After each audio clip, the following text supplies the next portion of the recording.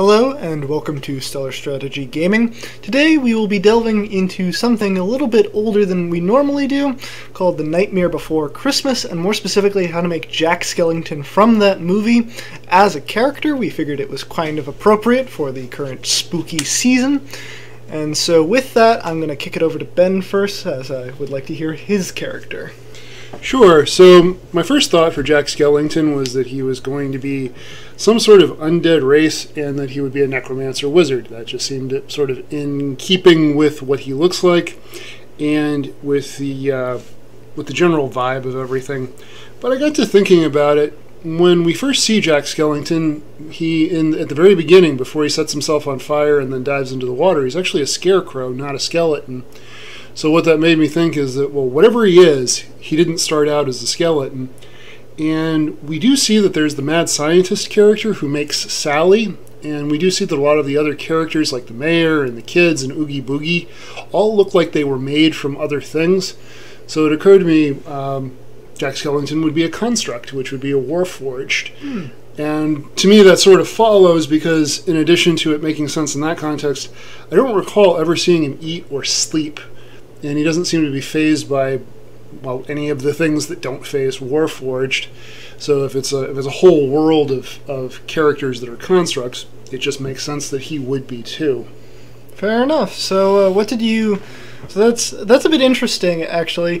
What did you go with for the backstory, then? I went with folk hero, and the reason why is because everybody cooperates with Jack. Everybody pretty much does what they're told. But he doesn't have actually any official title that we see within the town. And when Oogie Boogie defies him, Jack doesn't have any, like, he has no weight of law behind him. It's just... There's no citizens militia. there's nothing there. It's just everybody listens to Jack. So that went best with what I would consider a folk hero background. Just everybody sort of likes this guy, and because everybody likes him, they go along with what he says. And when someone doesn't, it's sort of up to him to figure it out. That definitely tracks with what we see. So what class combination and such did you go with? So I did 6 levels of Bard in the College of Glamour, and that one was like, why did I ever think he would be anything but a Bard, was kind of my thought once I got into it. Yeah, we see him right from the start, he's singing and dancing. More than that, though, we see him just enthralling people and charming people, and there again, along with the folk hero background, he's just able to kind of put on, as the Glamour Bard does, he's able to do this magical performance, and even when it's not quite working, he just kind of shrugs and says, might as well give them what they want, and does this different tune to make Santa Claus sound like something scary. So yeah, and he just, there again, we've got this whole theme of just a magical performer, and that's a big part of what he does as his main function in life. Is he is a scary Halloween guy, so it's a little bit different take on the Bard. It's in some ways a scarier Bard rather than a charming Bard, although he, as I said, can be charming when he wishes to be. So why didn't you go with College of Shadows in that case, or is it just because College of Shadows is kind of awful? Are you talking about the College of Whispers? Yeah, that one. Because it's kind of awful, and because none of the abilities particularly track with anything we see Jack do. Fair enough. Honestly, Oogie Boogie, if we ever do a video on him, he's a College of Whispers Bard. So. Quite possibly, yes. And for the remaining 4 levels, I went with Monk for a couple of reasons. One, we do see Jack sort of fight with Oogie Boogie, but he doesn't use any kind of weapons or anything, so that goes with the Monk's unarmed abilities. When he gets shot out of the air, he doesn't die from the fall, although it does clearly affect him, which goes with the Monk's slow fall ability. And I went with the Way of the Drunken Master because, especially when Jack is discovering Christmas Town and some of the other things that happens, the way he's moving seems almost accidental. So it went with the Drunken Master's tipsy sway and some of the other abilities that went with that. So he's got this, like, it looks clumsy and disjointed, but it's actually not. Fair enough. That's very, very interesting build. And don't normally ask this, but what stat roster would you go with for this kind of character then? He's definitely maxing out charisma, and he's definitely, if possible, maxing out dexterity. If I was going to go with certain lows to be certain stats to be lower, I would probably say his wisdom actually isn't particularly high. He has a lot of obviously terrible ideas. Nor is his intelligence all that high. Like, he trusts those kids with Santa Claus. Like, this is clearly a terrible idea. Yeah, I gotta say, that's one of the few commonalities we have between our characters. But yeah, and Constitution would be one of the whatever's left would be sort of mid-range stats. Strength and Constitution don't really play into the character. So obviously, if I was playing him as a character, I'd probably go with Strength as the dump stat because he doesn't need it as a monk bard, and Constitution would be probably the third stat out of all of them. Fair enough. And just for the purpose of not having an objectively terrible character that's going to fail every combat save, I'd probably do Wisdom higher than Intelligence, just because you make more Wisdom saves than Intelligence saves. But that's being nerdy, not being in the flavor of it. I will say though that if you want to be both in the spirit of it, nerdy, and a min-maxer all at once, you give him the lucky feat, because he did survive a lot, which, like, even with a monk's slow fall, would make no sense. And so it's just, he's kind of miraculously able to survive everything, it seems, and lucky is the best feat in D&D, in my opinion, so...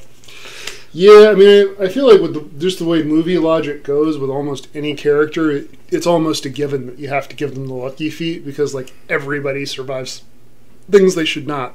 That's what makes them a fantastic character. Fair enough. And speaking of fantastic characters, why don't you tell us about yours? Let's start with what race you chose and why. I actually went with the Fallen Azamar for this, because we see that he isn't like a lot of the others in that he actually has this more cheerful demeanor. I mean, in the sense that he's not hostile to everyone, whereas, like, Oogie Boogie is a great example. Kind of just hates the world, it seems, a little bit. And even the mayor, who's more cheerful, is still in this weird state of depression and happiness all the time.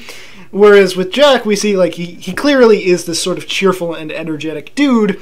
But then when he does get angry, which happens like 2 or 3 times in the movie from what I recall, it's been a few years, but when that does happen, he becomes this unstoppable force of nature.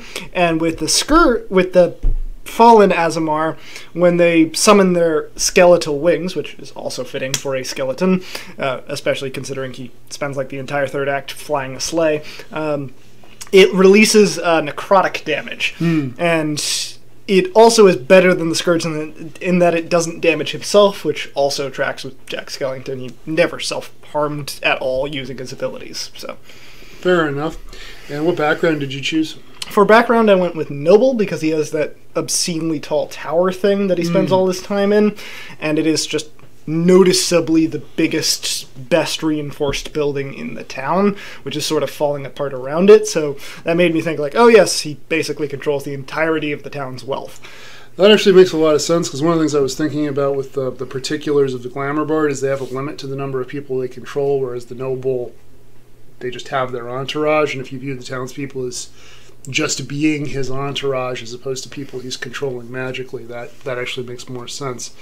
And so what classes did you go with? I actually just went with a straight level 10 Battlemaster Artificer, because he spends most of the movie after he learns about Christmas Town building things, and it even addresses early on, like, he keeps the mad scientist around because of how useful he is in constructing the town. He continues to build these new exhibits every year, things like that, which just fits with the Artificer theme in general. And I could have gone Necromancer for this. I was actually tempted to, but then I remembered how much I hated the D&D Necromancy system, because it's very visceral and sort of like everything is constantly decaying, and it doesn't fit the vibe of that movie or the character at all. I don't see Jack Skellington bringing back a rotting corpse, you know?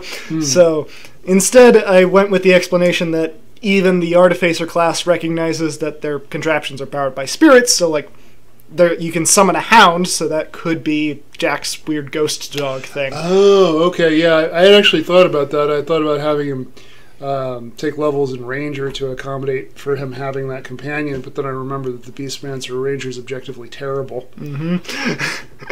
So, sorry for bringing that into this. That was uncalled for. Yeah. And the other one that made me choose that is the fact that he brings the plans for the reindeer to the mad scientist. Like, while the mad scientist is necessary to make it happen, he didn't actually come up with the blueprints himself. And that's true with a lot of the stuff Jack does. Is he doesn't necessarily have the entirety of the technical know-how, but but it's more that he doesn't have the resources, not that he couldn't construct it himself. Well, and that actually tracks with the battle scene we see with Oogie Boogie, because he's mostly in that scene, he's mostly just dodging Oogie Boogie and waiting for something to go wrong with Oogie Boogie. It's not like he's drawing a sword and taking him on or something like that. So he's waiting for the machinery to wind up doing the work. Yes, and because of that, I also maxed out his intelligence stat, because he is clearly quite mentally capable, but he has like an 8 in wisdom, I think, from what I recall, just because, as we already mentioned, he makes just objectively terrible decisions throughout the course of the movie, where literally even his girlfriend is like, this is kind of a bad idea. So yeah, so that's what I got. Any other questions? Is there anything that was sort of like second choice, or anything you thought about doing but then decided against, apart from the necromancy thing that we both agree on? Apart from the necromancer thing, I actually did consider going for the arcane trickster for the rogue, because he does, again, he has clearly magical abilities at times, but they're not anything concrete and not anything very themed like the paladin or like the cleric or anything like that. And that fits with just sort of the arcane trickster rogue literally pulling whatever they have out of the bag, you know? So. Right. I considered doing the charlatan background for him because, one, he changed at the very beginning of the movie. He changes his entire sort of look and theme. And then later in the movie, he becomes Santa Claus. He becomes this weird perversion of Santa Claus. The reason I decided that wasn't quite fitting was because he, when he goes from pumpkin to skeleton, everybody still knows who he is, so he's not really fooling anybody. And when he becomes his version of Santa Claus, the same thing happens. Nobody's fooled by it, so it doesn't really, thematically it kind of works, but mechanically it doesn't. Yeah. So with that is what we have for Jack Skellington from the Nightmare Before Christmas movie that was released a long time ago now. I don't even want to know.